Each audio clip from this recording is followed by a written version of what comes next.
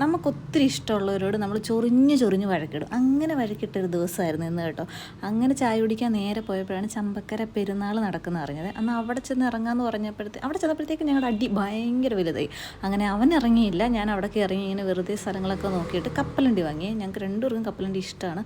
പക്ഷേ കപ്പലണ്ടി അടാറ് ഫ്ലോപ്പായിരുന്നു കേട്ടോ. 2-3 ദിവസം മുന്നേ വെച്ച കപ്പലണ്ടി പോലെ ചത്ത കപ്പലണ്ടി എന്ന് പറയത്തില്ലേ, പറയത്തില്ലേ. ഞാൻ കപ്പലണ്ടി ഫോട്ടോ ഒക്കെ എടുത്ത് 2 രീതിയിലുള്ള കപ്പലണ്ടിയൊക്കെ വാങ്ങി ഭയങ്കര സന്തോഷത്തിൽ പോയതാണ്. പക്ഷേ അത് കഴിക്കാൻ എടുത്തപ്പോഴാണ് ഒരുമാതിരി ചത്തിരിക്കുന്ന കപ്പലുണ്ട്. ശരിക്കും അത് കഴിച്ചില്ല, വെറുതെ അതവിടെ കളഞ്ഞു. എന്നിട്ട് നേരെ വഴക്കൊക്കെ ഇങ്ങനെ മൂത്ത് പോകുന്ന വഴിയൊക്കെ തെറ്റി എങ്ങോട്ടൊക്കെയോ പോയി. അവസാനം ഞങ്ങൾ ചെന്ന് നിന്നത് കാന്താരി തട്ടുകടയിലാണ്. അവിടെ ചെന്നിട്ട് എന്താ കഴിച്ചത്, കപ്പ ബിരിയാണി. നല്ല കപ്പ ബിരിയാണി ആയിരുന്നു. ഭയങ്കര എരിവായിരുന്നേ. പച്ചവെള്ളം വേണമെന്നല്ല കുറേ തവണ അവൻ എന്നോട് ചോദിച്ചു. പക്ഷേ ദേഷ്യത്തിൽ എനിക്കൊന്നും വേണ്ടാന്ന് പറഞ്ഞു. ശരിക്കും ഒരു കട്ടൻ ചായ കുടിച്ചാൽ ഞങ്ങൾ രണ്ടുപേരും പിണക്കുമ്പോൾ അതിന് വേണ്ടിയായിരുന്നു എൻ്റെ പ്ലാന്. കണ്ടോ, കപ്പ ബിരിയാണി കണ്ടോ, നല്ല രസമുണ്ട്, എനിക്കിഷ്ടപ്പെട്ടു. ഇപ്പോൾ ഇങ്ങനെ എഡിറ്റ് ചെയ്യുമ്പോഴും എനിക്കെന്തോ ഒരു കൊതി വരുന്നത്. ആദ്യമായിട്ടാണെന്ന് തോന്നുന്നു ഞാനിത് കഴിക്കുന്നത്. നല്ലതായിരുന്നു കേട്ടോ. അവിടുത്തെ ചേട്ടന്മാർ നമ്മൾ ചെന്ന് നിൽക്കുമ്പോൾ തന്നെ നല്ല സർവീസായിരുന്നു.